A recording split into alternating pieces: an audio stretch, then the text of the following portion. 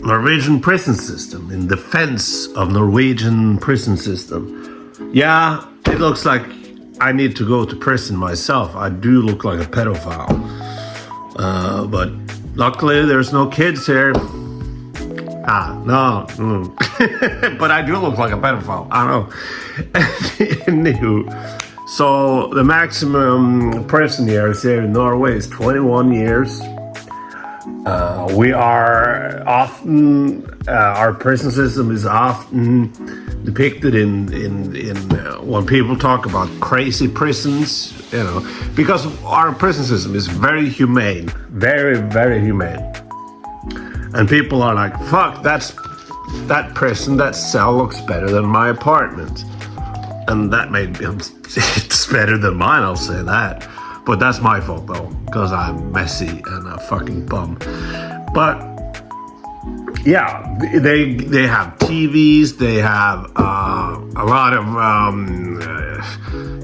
things, hobbies to do, like courses to do, jobs, things like that. And the relationship with the prison guards is very, very much more laid back. There are, of course, several, like where I live, there's an island called Bastøy.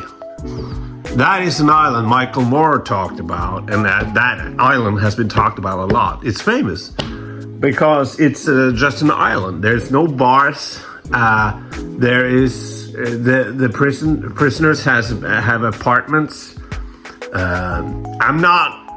This is just from the top of my head, so facts might be not great, but fuck it. Just Google it, you know. They have apartments. They're very, very laid back relationship with the guards. But this is prisoners that have behaved well throughout the years and now are lucky enough to be on this island. And why is it are we so laid back and liberal about the prison system and the prisoners? Not only on that island. By the way, when I was a kid, in kindergarten or early school, I was 6-7 years old. We went to, me and my class or whatever, me and some kids and a grown up, we went to the island. We were at the beach. And we were fucking kids and there were prisoners there. It's a regular island. And it would be great in a zombie apocalypse, I'll say that. Anyway, so why are we so liberal with all this? Well, it's all about facts and statistics. We call them rehabilitation fucking things. It's not about punishing the prisoners. Because, I know, there's a lot of prisoners, or a lot of people that do a lot of fucking fucked up shit. Murder, rape, everything. And you're asking, like, aren't they gonna be punished? Yeah, well, we take their freedom away from them, you know? But it's all about the statistics. It's not about being soft. In America, 50% of the prisoners are expected to relapse after they are free, that they commit more crimes. What is it? 20% of Norwegian prisoners actually commit more crimes because they are being rehabilitated. They are being. They can go to school inside the prison though. Take courses. They can find themselves in a way, you know. And when people get a purpose in life, get something to do, that helps a lot. And that's the case about Norway. It's statistically the right thing to do. What's the point in? And also, for the hard ones, the real fucked up people, it's like, look at it this way. It's a good way to analyze them psychologically, like learn from the real psychopaths. And I'll say this though, 2011, 22nd of July, I'll talk about this some more on the day, 22nd of July, 2006. But this happened in 2011. White nationalist. It's unclear that he's a Nazi or a Zionist. It's unclear. But, yeah, but it's unclear now which one is which, you know. Israel. But anyway, so he is, he is gonna be there for 21 years, and you know, this was 2012 that he was, incarcerated, get the prison sentence, the trial and everything. I think. I don't want to do math. Fuck that. So just say 10 years or whatever.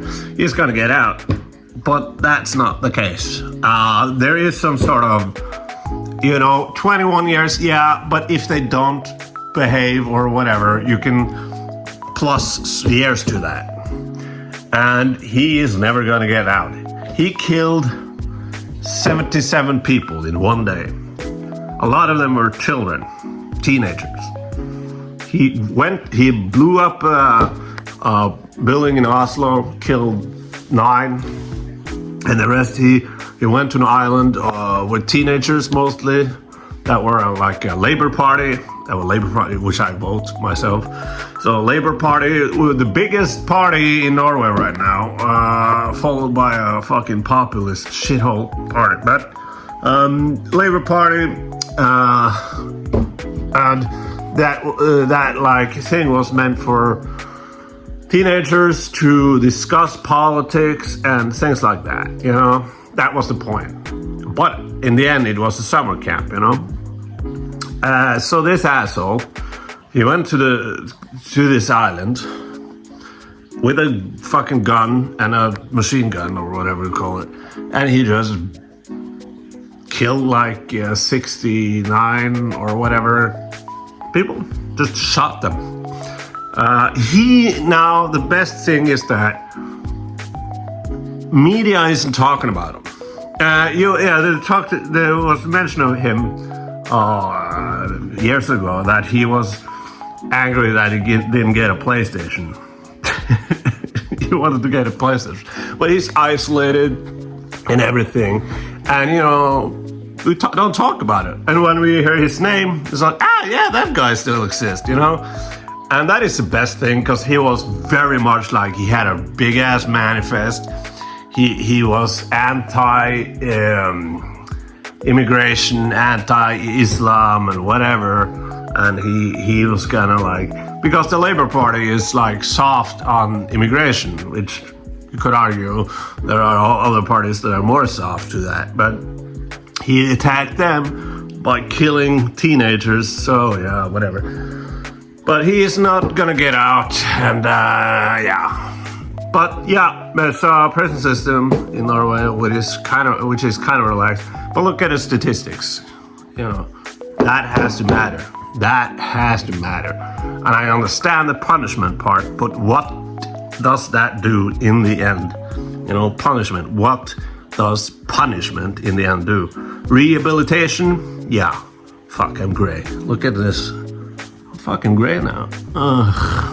Runs in the family. Anyway, bye.